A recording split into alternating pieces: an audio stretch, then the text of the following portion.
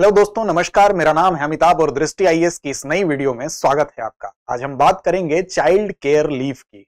दरअसल child care leave एक प्रकार का अवकाश है जो बच्चों के सामाजिक और शारीरिक विकास के लिए तो आवश्यक है ही, साथ ही ये उनके भावनात्मक विकास के लिए भी बहुत जरूरी है।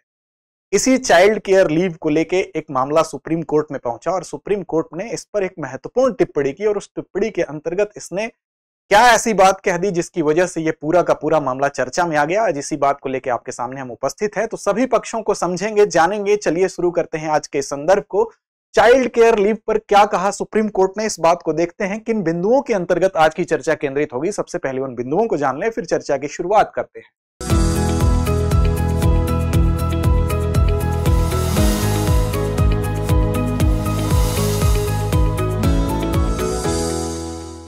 बात खबर की करेंगे। चाइल्ड केयर लीव क्या है उसको समझते हुए क्या है मौजूदा मामला, इसको देखेंगे। फिर सुप्रीम कोर्ट ने क्या टिप्पणी की इस पूरे के पूरे मामले में जिस वजह से ये मामला फिर से सुर्खियों में है, और अंत में एक अभ्यास प्रश्न होगा जिसकी जिम्मेदारी आपकी होगी कमेंट बॉक्स में कमेंट करके इसका जवाब देने की। साथ ही आपको बता दें कि सामान्य अध्ययन प्रश्न पत्र 2 के लिहाज से ये पूरा संदर्भ आपके लिए महत्वपूर्ण है। तो आइए शुरू करते हैं। सबसे पहले देखते हैं कि चाइल्ड केयर लीव है क्या, फिर चर्चा करेंगे हमारी मुख्य बात क्या है जो सुप्रीम कोर्ट ने जिस पर अपनी महत्वपूर्ण टिप्पणी दी। तो दरअसल बात होगी सिविल सर्विसेज रूल 1972 में, 1972 में जो सिविल सर्विसेज रूल है उसके अंतर्गत कुछ ऐसे अवकाश सम्मिलित किए गए, कुछ ऐसी छुट्टियां सैंक्शन की गई जो अनरिकॉग्नाइज्ड थी।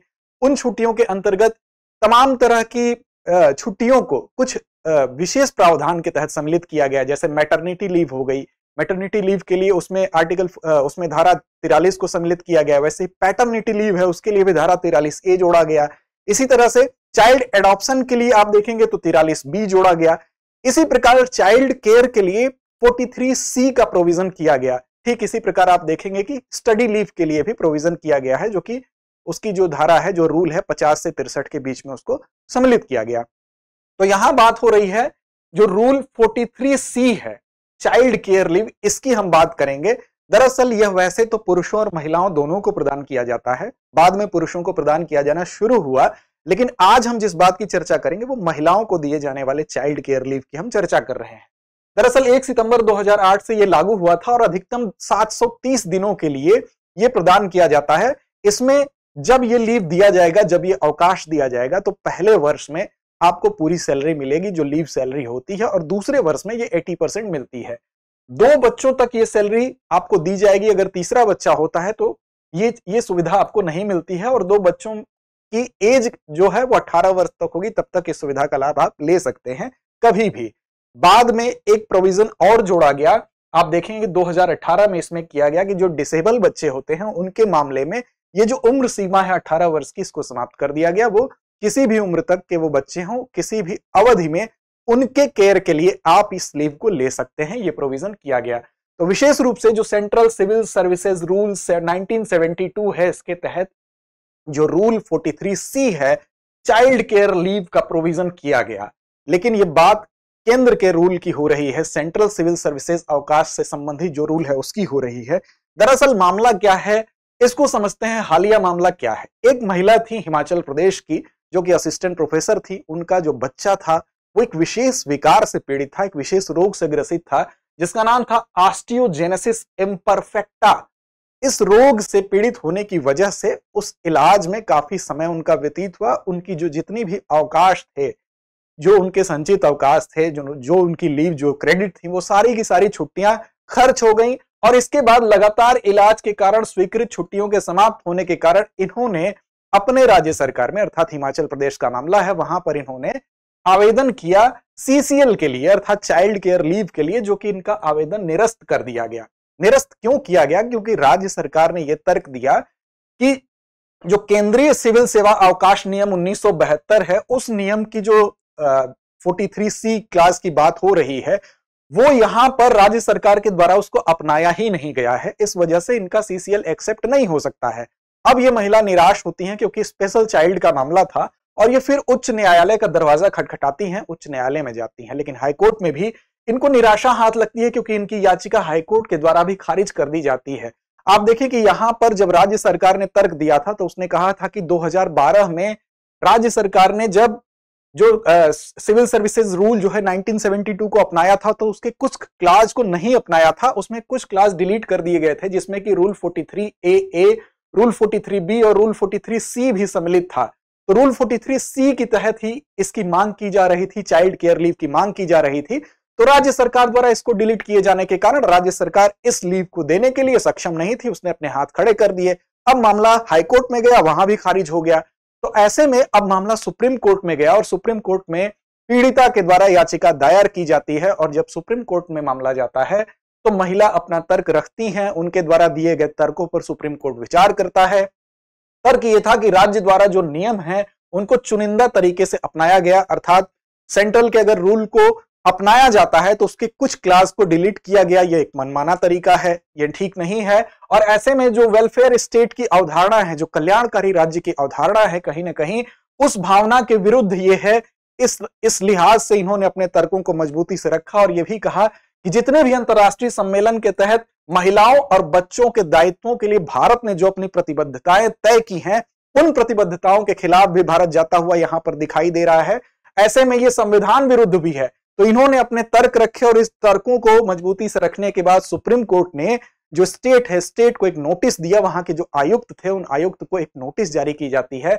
और आप देखेंगे उस नोटिस में यह कहा गया कि जो RPWD अर्थात जो विकलांग लोगों के लिए, जो उनके शैक्षिक, सामाजिक, सांस्कृतिक, आर्थिक विकास के लिए जो एक अधिनियम बनाया गया था 2016 में, तो यह कहा गया कि RPW जो विकलांग व्यक्तियों के अधिकार के लिए अधिनियम 2016 है, इसके आधार पर जो याचिका करता है, यह कहा गया कि इनके अवकाश के बारे में आप विचार करें, क्योंकि इनका बच्चा विशेष परिस्थितियों से गुजर रहा है, वो डिसेबल है। तो ऐसी कंडीशन में आयुक्त ने कहा, आयुक्त का जो जवाब था वो ये था कि ऐसी कोई भी नीति या निर्देश इसके तहत ये हमें संदर्भित नहीं करती है, ये हमें इंस्ट्रक्ट नहीं करती है कि हम इस प्रकार की किसी भी चाइल्ड केयर लीव को सैंक्शन कर सकें। अर्थात यहां भी ये अपने आप को इस बात से अलग कर लेते हैं। अब ऐसे में जो सुप्रीम कोर्ट ऑफ इंडिया है, उनके जो सुनवाई कर रही पीठ थी, माननीय सर्वोच्च न्यायालय की जिस पीठ ने सुनवाई किया, जिसमें CJI chief justice of India DY Chandrachud साहब थे और JB पादरीवाला साहब थे, इन दोनों लोगों ने जो बात कही उसमें यह कहा गया कि ये जो अधिकार है ये एक प्रकार का संवैधानिक अधिकार है। अर्थात जो चाइल्ड केयर लीव है, विशेष रूप से जो माता को मिलने वाला चाइल्ड केयर लीव है, वो संवैधानिक अधिकार है। क्यों? क्योंकि यह कहा गया कि मां को शिशु की देखभाल अवकाश से वंचित करना संविधान का उल्लंघन है, क्योंकि संविधान के जो आर्टिकल 15 में बात कही गई है कि किसी भी हाल में धर्म, मूल, वंश, जाति, लिंग या जन्म के आधार पर विभेद नहीं किया जाएगा, किसी भी प्रकार की असमानता इन आधारों पर नहीं की जा सकती है। अर्थात समानता को प्रोत्साहित करने की बात की जाती है। और अगर किसी मां को उसकी शिशु की देखभाल के लिए अवकाश से वंचित किया जाता है तो कार्यबल में जाके उसकी जो भागीदारी है उससे उसको रोका जाएगा। अर्थात वर्क प्लेस पर जाके काम करने से उस महिला को रोका जाएगा अगर उसको अवकाश नहीं दिया जाता है, लीव नहीं दी जाती है तो।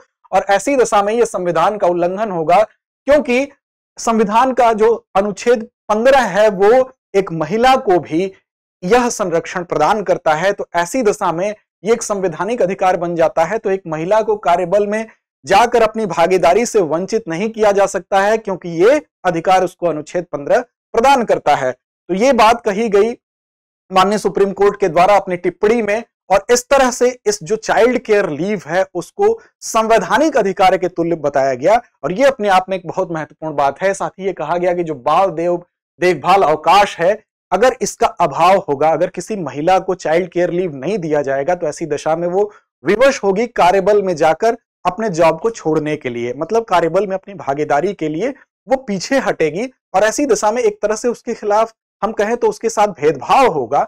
ये बात कही अपनी टिप्पणी में। और एक मां को कार्यबल छोड़ने के लिए विवश होना पड़ सकता है। ऐसे में जो विशेष जरूरत वाले बच्चे हैं, जो विशेष स्पेशल जो डिसेबल्ड बच्चे हैं, उनके केस में तो ये बात और मजबूती से लागू होती है। तो यहां पर तो इस विचार को और मजबूती मिलती है। साथ ही उन्होंने एक और बात कही कि मैं ये नहीं कह रहा हूं कि आप केंद्रीय नियमों को अपना लें हूबहू, लेकिन एक बात जरूर है कि इस प्रकार की कंडीशन में जो इस प्रकार के बच्चों की देखभाल है उसमें छुट्टी देने के लिए जो प्रोविजन है उस पर आप विचार करें।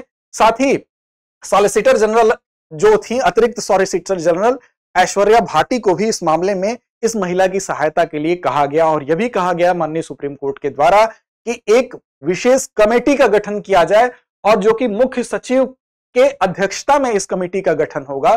साथ ही ये कहा गया कि जो इसमें कौन कौन लोग होंगे, तो आरपीडब्ल्यूडी अधिनियम के तहत जो नियुक्त राज्य आयुक्त हैं वो इसमें सम्मिलित होंगे। साथ ही इसमें 2 सचिव और होंगे, एक महिला एवं बाल विकास विभाग के सचिव होंगे और दूसरे सचिव होंगे समाज कल्याण विभाग के। इनके अंडर जो कमेटी गठित होगी वो कमेटी शीघ्र इस बात पर विचार करे कि कैसे इन लोगों के जो अधिकार हैं, जो आर्टिकल 15 के तहत मिलने वाला जो अधिकार है वो बिना प्रभावित हुए इन लोगों के लिए अवकाश की व्यवस्था की जा सकती है। दरअसल आपको बता दें कि इस प्रकार के चाइल्ड केयर लीव की दिशा में न सिर्फ भारत की सुप्रीम कोर्ट ही चिंतित है, बल्कि ये दिया जाना संविधान के तहत भी उचित है। और साथ ही आपको बता दें कि जो सतत विकास लक्ष्य हैं, जो सस्टेनेबल गोल हैं, उसके तहत जो लक्ष्य 3.2 है, उसके द्वारा भी जो CMR है, जो चाइल्ड मोर्टेलिटी रेट है, उसको कम करने की बात की जाती है। इस लक्ष्य में इसको रखा गया है कि 2030 तक कैसे 25% तक इसको घटाया जाए।